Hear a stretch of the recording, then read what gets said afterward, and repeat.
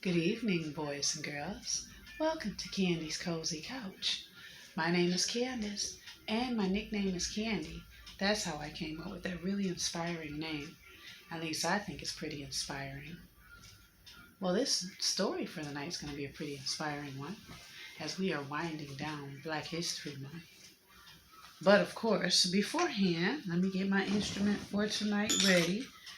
All right, and make sure I get everything and drop something on the floor here. I'm going to use the xylophone tonight. All right, let me get it in my hand, get ready. All right, guys, you ready? It's time for the checklist. It's time for the checklist. It's time for the checklist.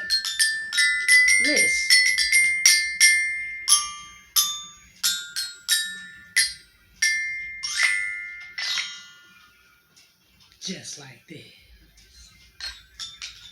Well, there it is.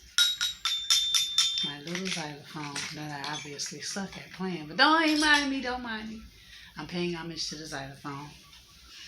I need to get some formal training on these instruments. Anyway, let's get to the checklist, okay? I hope you've had an awesome dinner and your stomachs are full and bellies are satisfied. Check. I hope you did your homework. If your homework is finished, that's awesome. You don't have to worry about it. Check. I hope you did your chores. Whatever chores you are assigned to do around the house, I hope that you're doing. Check. Oh, let's see what else. All right, as we're moving upstairs, I hope you picked out your PJs that you're going to wear for the night, and also pick out your clothes that you're going to wear for the next day. Check, and get ready, because I hope you've had your bath or your shower, and you're fresh and clean and body all refreshed. Check. I hope you've brushed your teeth, and they're shiny and white and glistening and bright. Check. I hope you've brushed your hair or combed your hair and wrapped it up and tied it up. Bonnets and wraps, scarves, whatever you need, something like this for your PJs. Check. Let's see, what else? Let's see, did you clean your ears? That's an interesting one. Make sure you clean your ears. You don't want too much wax build up. Check. Let's see what else. Is your room clean? Don't go to bed with a messy room. It's bad luck. No, I'm kidding. Probably not bad luck, but you do want to make sure you go to bed in a clean room. Why not? I think that's very comfortable. Check. And make sure you have a nightlight. If you don't have a nightlight, you want to get one. But if you have one, make sure you turn it on. Check. Did you give your I love yous, hugs, and kisses to your family members and your pets that you live at home with? And again, if you're fortunate to have a guest over or a play date / sleepover or whatever, make sure you show that same love for your friends and your guests. Check. All right, boys and girls, I think we're almost ready. But first, you have to say your prayers. If you have not said your prayers, that's fine. Make sure you do it after the story and before you drift off into dreamland. Check. Now, if I miss something on the checklist, it's all right. You'll catch it on the next go round. Whatever your checklist is and I didn't add something to it, you take care of your checklist and get it all done. And we're going to go ahead and get started on tonight's story. And tonight's story is entitled My Daddy, Dr. Martin Luther King Jr. And this is by Martin Luther King III, illustrated by A.G. Ford. Look at that. On the back it says, it wasn't always easy being the young son of the renowned civil rights activist Dr. Martin Luther King Jr. Lots of people didn't agree with Dr. King, and Martin Luther King III, once known as Marty, bullies would often pick on Marty because of his name and skin color. But he knew his father wanted to make the world a better place for everyone. He wanted to make a difference. Yes, indeed. And we know Dr. Martin Luther King was all about equality for all. All right, so we're going to get into that. My Daddy, Dr. Martin Luther King Jr., by his son. I grew up with a famous father. My name is Martin Luther King III, but when I was a kid, my friends and family called me Marty, so no one would confuse me with my father and the Reverend Dr. Martin Luther King Jr. When I was 5 years old, my dad gave one of his most famous speeches. I have a dream that one day this nation will rise up and live out the true meaning of its creed, that all men are created equal, he declared. I have a dream that my 4 little children will one day live in a nation where they will not be judged by the color of their skin, but by the content of their character. I am the second of those 4 children he spoke about. There have been a lot of books written about my father, but not a whole lot has been written about my dad. This book is about my daddy, what it was like to live with him, and how much I loved him. So there we go. So we know what this book is going to be about. Let's get to it. My sister Yolanda, who we called Yoki, and I wanted to go to Funtown more than anything. Well, kids, you know, Daddy is working very hard so that you and all children can go to Funland. But it's not possible today, Daddy would say. Maybe next week. But the next week never came. You just don't want to take us, Yoki wailed. And finally my mother explained we were not allowed in Funland. The rides and the roller coasters were for white people only. That's how it was when I was growing up. My dad fought to change that. Yes, he did. Martin Luther King worked hard and tirelessly.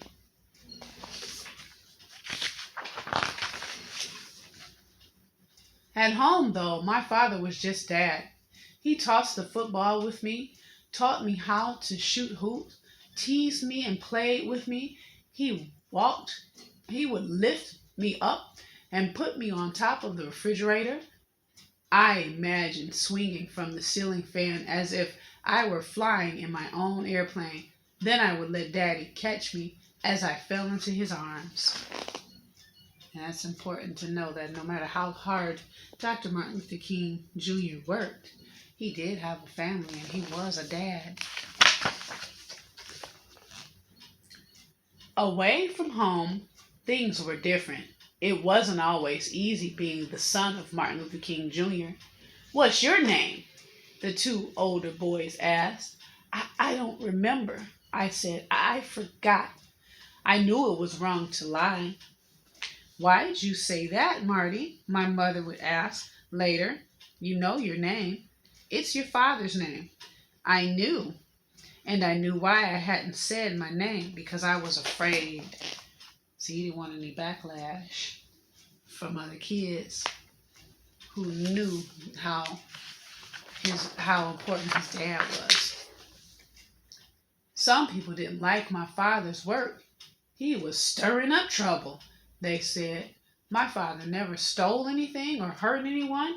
Even so, he was thrown in jail more than 30 times. He had the courage to stand up and say, "This law is unfair." And sometimes he was arrested for that. So just for standing up for what he believed to be right, he was getting arrested. Once a neighbor was driving me home from school. On the radio, we heard that the Reverend Martin Luther King Jr. and about 80 other people had been thrown in jail. I was terrified. I ran inside my house crying and asked my mother, "Why did Daddy go to jail? What did he do wrong?" Yeah, that's gotta be hard, man.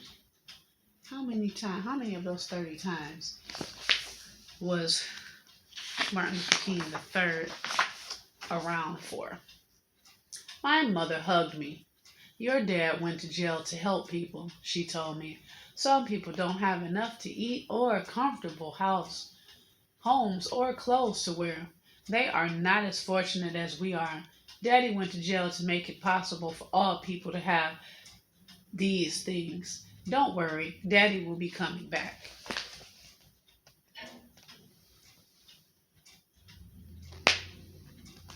Yeah, it's an interesting life to have a famous or infamous parent. I carried her words close to my heart. A year later, when Daddy was arrested again, Yoki was afraid that he wouldn't be back for Christmas. This time, I was the one who consoled her. Don't cry, Yoki. Daddy will be back. He has to help the people. He has already helped some people, but he has to help some more. And when he finishes, he'll be back. Now, that was very brave of him to do that for his sister. That's good big brother etiquette right there. Good big brother etiquette. My father was not the only one in danger. Many people were hurt or even killed as they tried to change unfair laws. Once, as I marched in a protest, I saw a pretty lady with a handbag over her nose. Well, I'm sorry, a bandage over her nose. My mother explained that she'd been attacked by a police officer. The marchers were peaceful, but that didn't stop people from trying to hurt them. Even police officers sprayed marchers with their hoses or turned dogs on them. Sad. That's sad. It's sad that had to happen.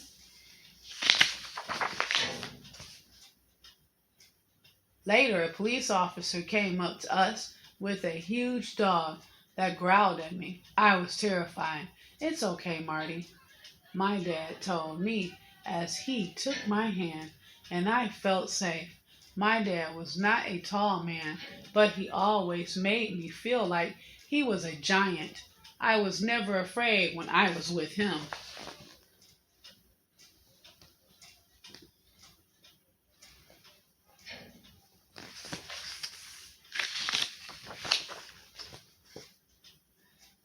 No matter how bad it got, my dad never fought back.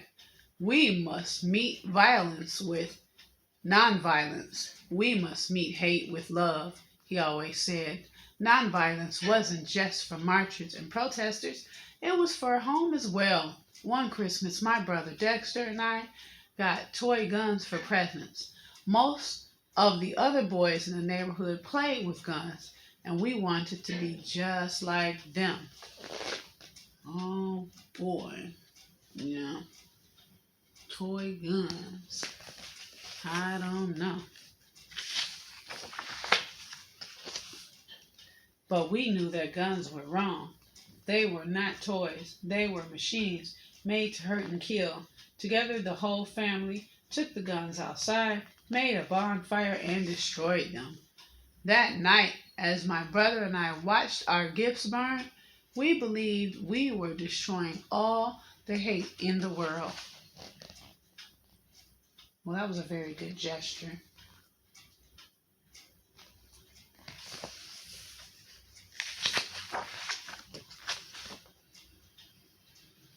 One bonfire couldn't fix everything, but some things were getting better, like the law that kept black and white children from going to the same school.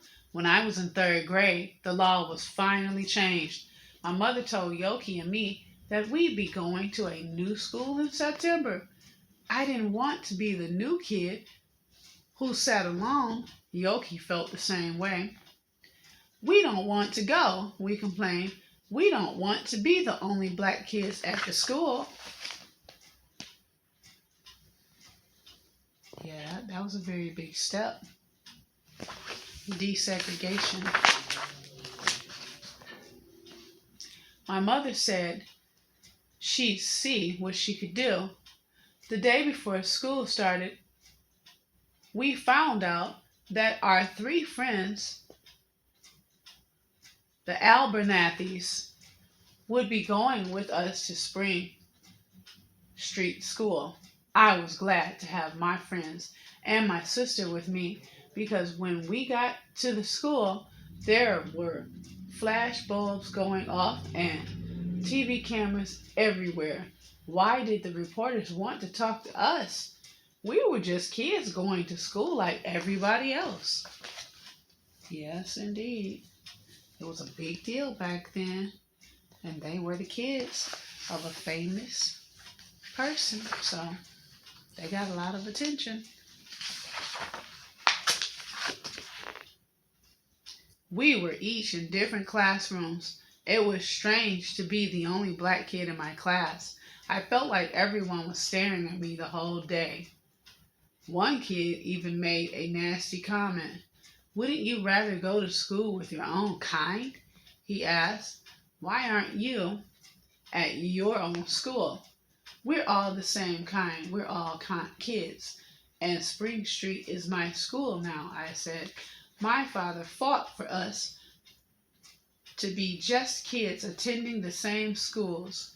It was what he meant when he said he dreamed of his children being judged by the content of their character, not by the color of their skin."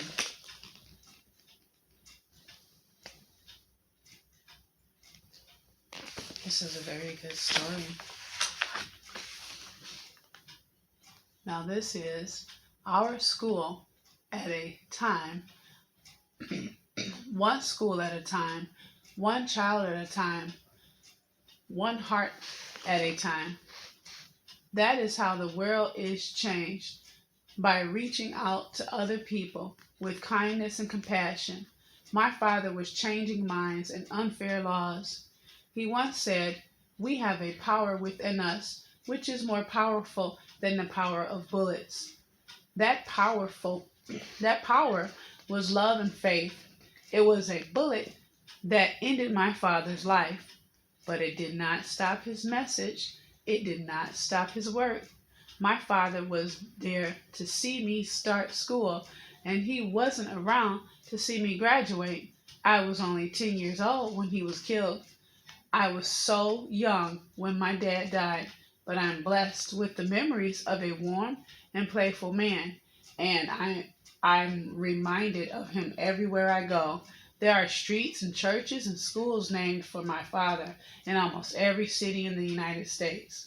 And on the third Monday of every January, we celebrate his birthday as a national holiday. These things honor his memory and keep his spirit alive. We must continue to change minds as my father did. We must continue my father's work for freedom and equality for all. It wasn't always easy being his son, but I am so proud to be that son, and I am so proud to share his name. And there we go.